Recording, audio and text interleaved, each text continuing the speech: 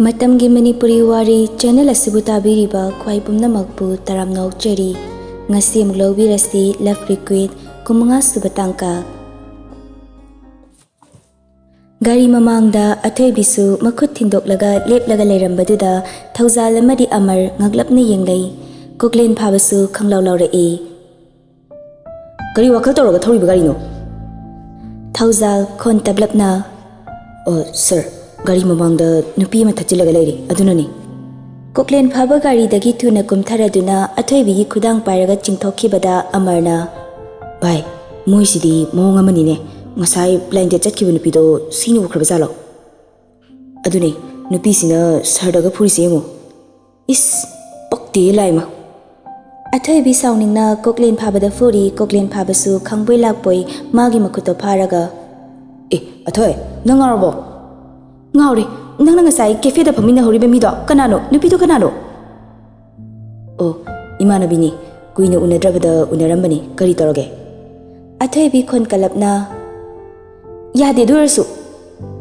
Kaige nangise jealousy kareiro Hoi kareini Ai lairiko nangdi kana kana laino mafamduda Imanabi singa lakpani dada la aroi haiduna dada ningam phatti ayumdaga halaroi Yumda handradi kaida handoiba nangde Nu yumda handoiba Koklen makhuta khangtha thadoklaga nakanon thoki athoibi magi moongduda haifet yinglaga maithongda momonoklaga Dada dadao karino tu asise dadagi yumla Hoi mani kari torage Dada nu yumda changluse yam changningi Changbiyadi kone changlu lao yum thingbiyadi Athoibi machin tumthoklaga pairapna Yaro dada aidi changani nu yumda nangna yumsa changhandaba nangna namanabi unabadasu aingonda hairamdaba nang torisi karino yaro changmuslaw Athoibi magi makhuta pairaga yumda changnaba ningai tawba horaklabada nakanda madi lambida chatliba misingna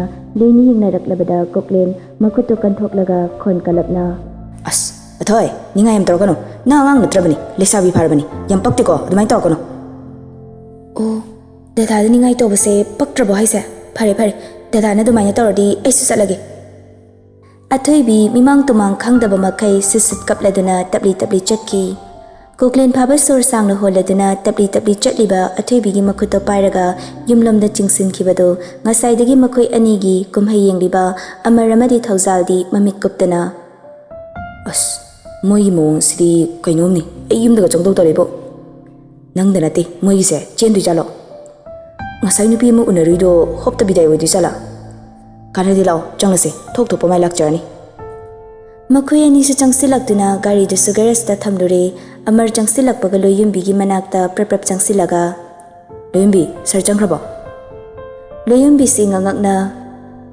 Kaino sar lakrabo haise Amar hoimai hairamdana prap thoki magi moongduda Ningthouja stanarei Kari toroge nangna prapang tholaiduna Sardu imungda leramdre adugini Ningthouja mamit lakthoklaga Ha karino haisibo jengra jalo khangdibo thirus lawamta Somnana koklen phabana athoibigi makhut chingladuna lei thariba mafamduda makhut samlaga lakli Nangna sigamna gyan tadrisibu kaigino thoi imanabini haiba Kamai tawbana manabino hairo Thaina school da pulakpa gyan tarba Athoibi nokvet tawna magi manakta changsilaklaga konsilai Dada nang atopa nupi koigano natradi idea ro haisini Koklen su nokvet tawraga Kaidobagi koidino aigini nang lerisidi asukuina dadana nangna gyan tarakpa ngaribani Dada asengbagi ai nungsibra Nungsi karigi nungsiroi tawini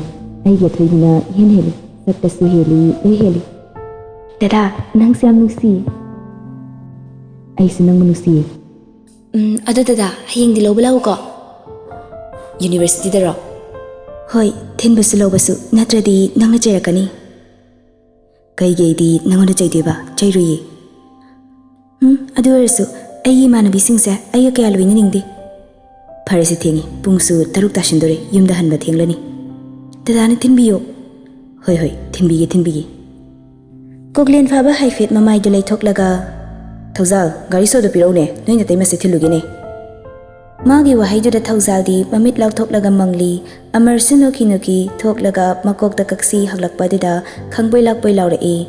Hai, naine. Naramni ba yamna. Gari so da pikro yare. Gari so da piraduna kokle nokfet tawna athoibigi makhut samnaga chatkiduna garage gari thawdokladuna mayumda halei. Nangi exam di kram kandano. Matamgi July 28 ni. Oh, kuidre ne dude. Hoi, kuidre. Larik to pau ko. Hoi, pagi. Dadana sangbi bataba. Sanglaga loire dana. Masaksiga nukside laima. Kokle nokleduna makhut namaduna magi makhutta paishilakpaduda nofit tawna yenglaklaga. Dada. Gari se fazana thawo. Thawri sidagi kyam fazana thawkidino.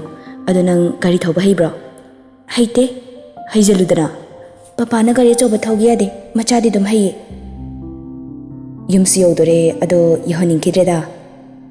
Kaige. Inakta sum thamningliba.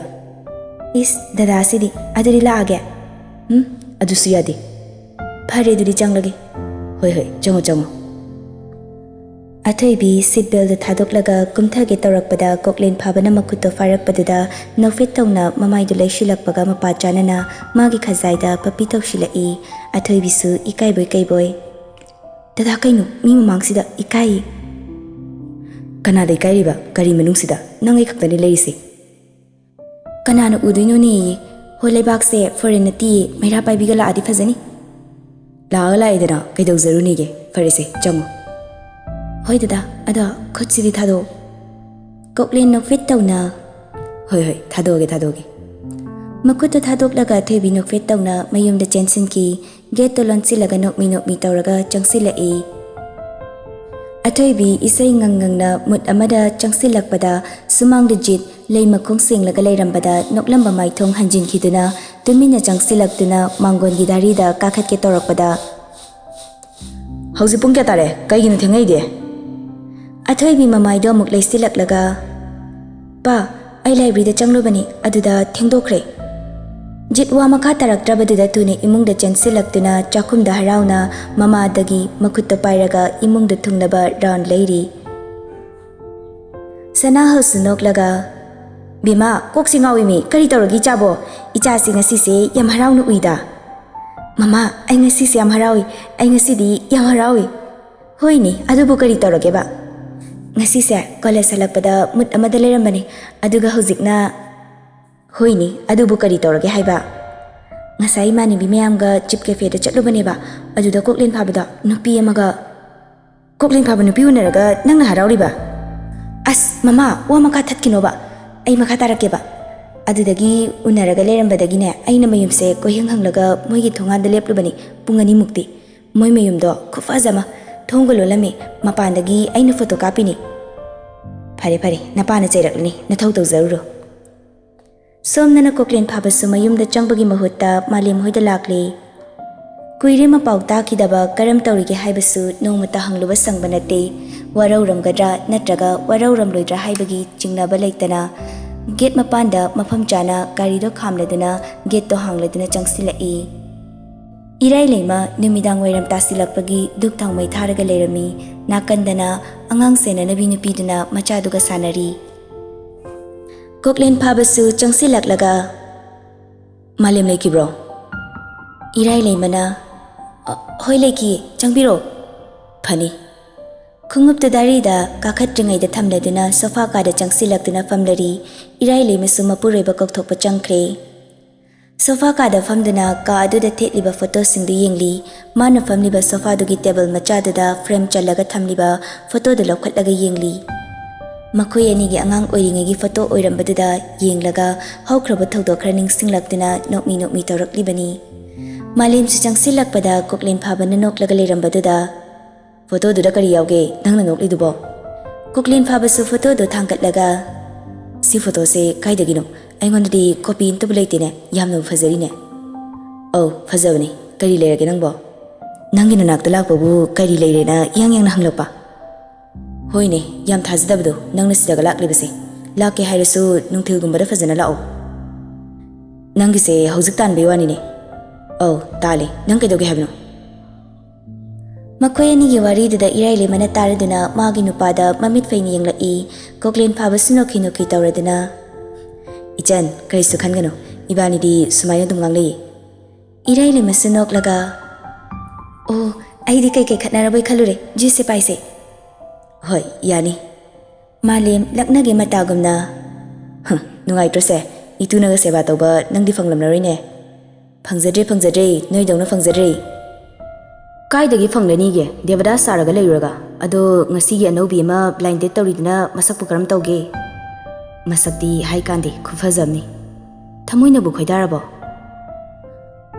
ꯑꯗꯨꯗꯤ ꯑꯩ ꯍꯥꯏꯕ ꯉꯝꯗ꯭ꯔꯤ ꯑꯩꯅ ꯂꯥꯛꯂꯤꯕꯁꯦ ꯃꯗꯨꯒꯤꯅꯤ ꯋꯥꯈꯜꯁꯦ ꯆꯃꯝꯅꯤ ꯃꯥꯂꯦꯝ ꯈꯔ serious ꯇꯥꯅ ꯀꯣꯛꯂꯦꯟꯒꯤ ꯃꯅꯥꯛꯇ ꯐꯝꯖꯤꯜꯂꯛꯇꯨꯅ ꯀꯔꯤꯒꯤ ꯆꯃꯝꯅꯩꯅꯣ ꯅꯨꯄꯤ ꯈꯨꯗꯤꯡꯃꯛ ꯃꯥꯟꯅꯔꯝꯒꯅꯤ ꯂꯩꯇꯕꯅꯤ ꯑꯗꯣ ꯃꯃꯤꯡꯕꯨ ꯀꯩ ꯀꯧꯒꯦ ꯃꯦꯃꯤ ꯀꯧꯏ ꯗꯣꯛꯇꯔꯅꯤ memorial Sloan Kettering cancer hospital New York ꯁꯤꯇꯤꯗ ꯄꯨꯔꯝꯃꯦꯅ ꯍꯥꯏ ꯑꯗꯨꯒ ꯇꯣꯛꯂꯒ ꯁꯤꯗ ꯂꯩꯕ ꯑꯣꯏꯔ ꯃꯥꯜꯂꯤ ꯑꯣ ꯑꯗꯨꯗꯤ ꯐꯩ ꯀꯩꯅꯣ ꯀꯅꯥꯅꯣ ꯎꯅꯔꯨꯆꯣꯅ ꯍꯥꯏꯔꯒ ꯎꯅꯔꯤꯅꯣ ꯑꯩꯈꯣꯏ ꯏꯗꯣꯝꯆꯥꯅ ꯁꯤꯜꯂꯛꯄꯅꯤ ꯒꯨꯗ ꯅꯪꯅ ꯆꯠꯂꯨꯔꯤꯗꯣ ꯌꯥꯝ ꯐꯩ ꯑꯗꯨꯒ ꯅꯪꯅ ꯑꯊꯣꯏꯕꯤ ꯄꯨꯜꯂꯤꯗꯣ ꯊꯥꯗꯣꯛꯅꯕ ꯇꯧ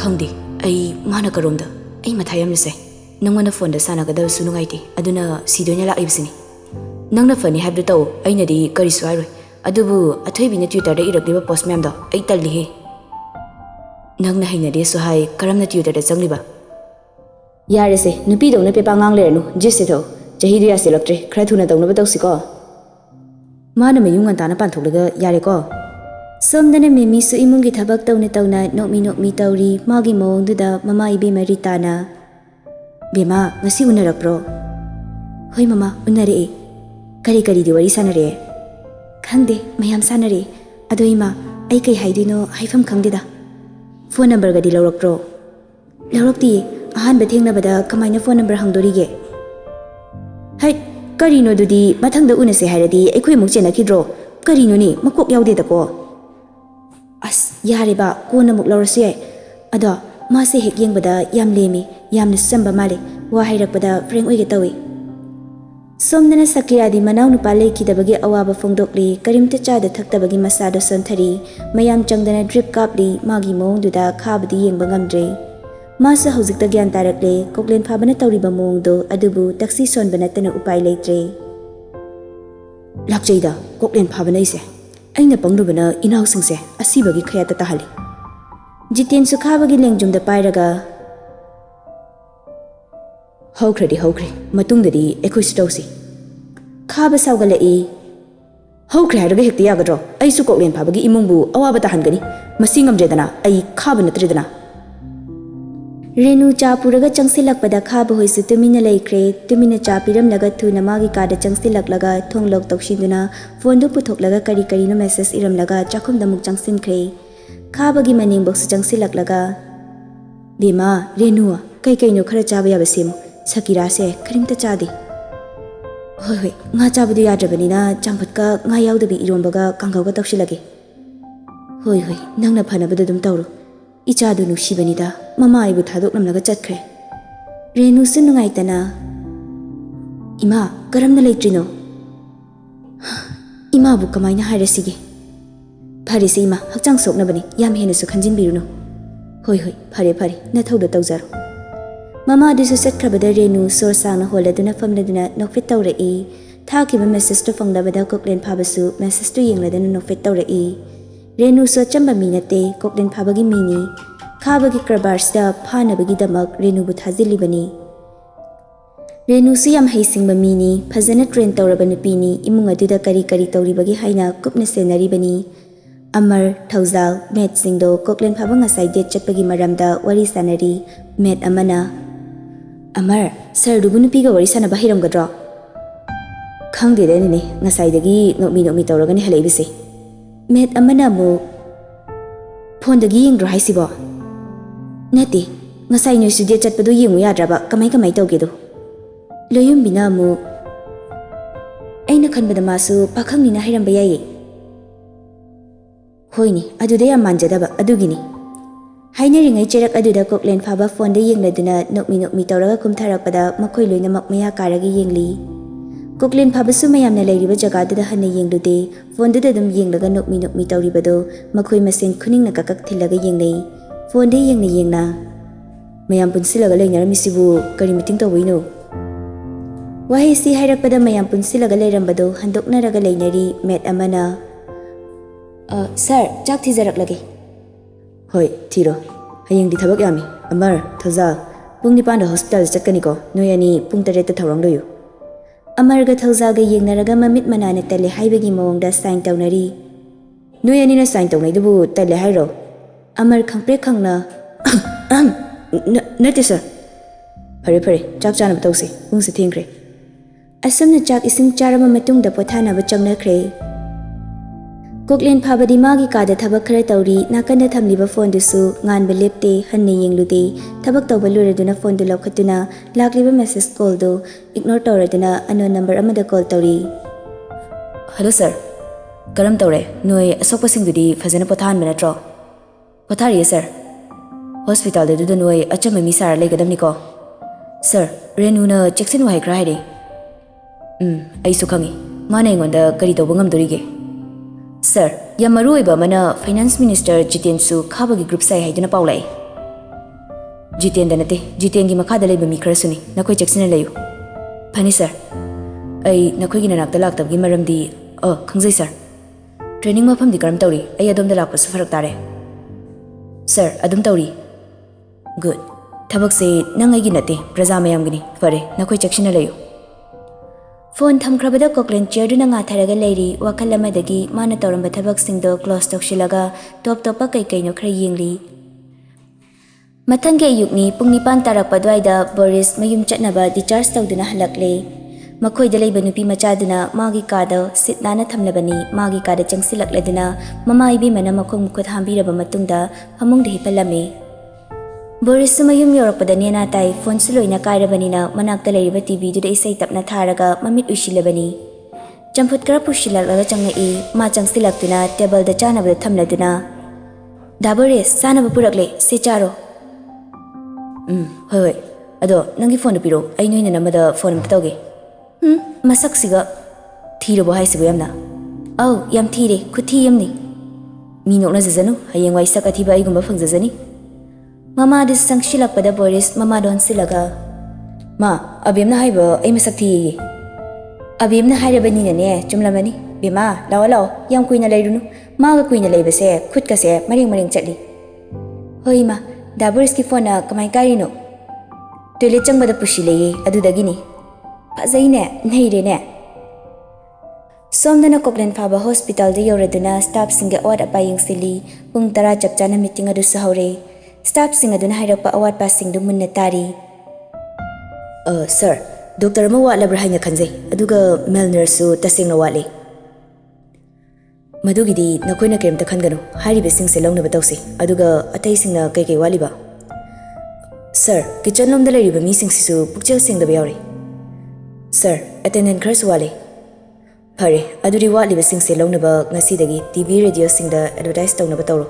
Aduga thasigi manung da watliba staff sing longna batawsi Asamna meeting do loishiladuna Koklin Phaba Hospital gi kitchen lomda tawriba sing du yengli ma lakani haibase staff khara tangna tana atai karimta khangde asuk chaba hospital oibanani haigadra kitchen lomda tawriba sing do munna yenglingai da staff amana Koklin thongjin da leplaga leiramba duda khangpre khangna mana pariba potto khangtha thadai Koklin Phaba chu sangsilaklaga Yam nungai na bu thabak tawri de na khoide Cook singdo masadu niglab khoktak chai moina thongliba singdu yenglaga khanglaw lawra e Nakoi na thongliba jang sing se nim da sumai na sabro Nakoi na thongliba se anaba bu hinga na ba thongba na tine hat na ba thongba na tro Kolik sing sisu thari ka ka ke mafam chana thamba kari tawge Hospital sisu neyum gum na loina gadam ne habse kawrbo sina takpani na koi paisa khakta pambani takgi na tro Yare, kitchen da leiriba mi sing ngasi dagi loina thabak tagi tokpa yarani aina fazana hari ngai sida chalo ai mafam sida wasang nganginde Why se hairam naga Koklin Phaba thoki cook singdo tumin leplaga lehauri Surprise visit laklabanina ure amot pakaya singdo ayambana nungthil gi pung baroda laklaga thabak sudana leiba oiramlabada Koklin Phaba magi machingdo lakle Madu ubada Amardi pakhatpana loikrabani ingthanaba honabani adubu yakidre. Magi mawng singduda staff singsu loina kirabani. Saukradi nungsadagi suhena sathiribani kuirabani asumna asawbagi sakta madubu ngasidi uraklabada staff singdu tumin leinakre. Magi office ta changsilakpadasu uful thanglaga madi mirang thuraga leiramnabada amukke hena sawgatkre. Chowkidar disu kina magi kasingdo sengdoklibani. Sauringai cherak aduda magi phone da call ama laklibatusu amarda langsilakpaduda khangboi lakpai phone da okladuna kitang chathoklaga lakliba call do receive tawrakpada hairakliba waduda khangprik khangi.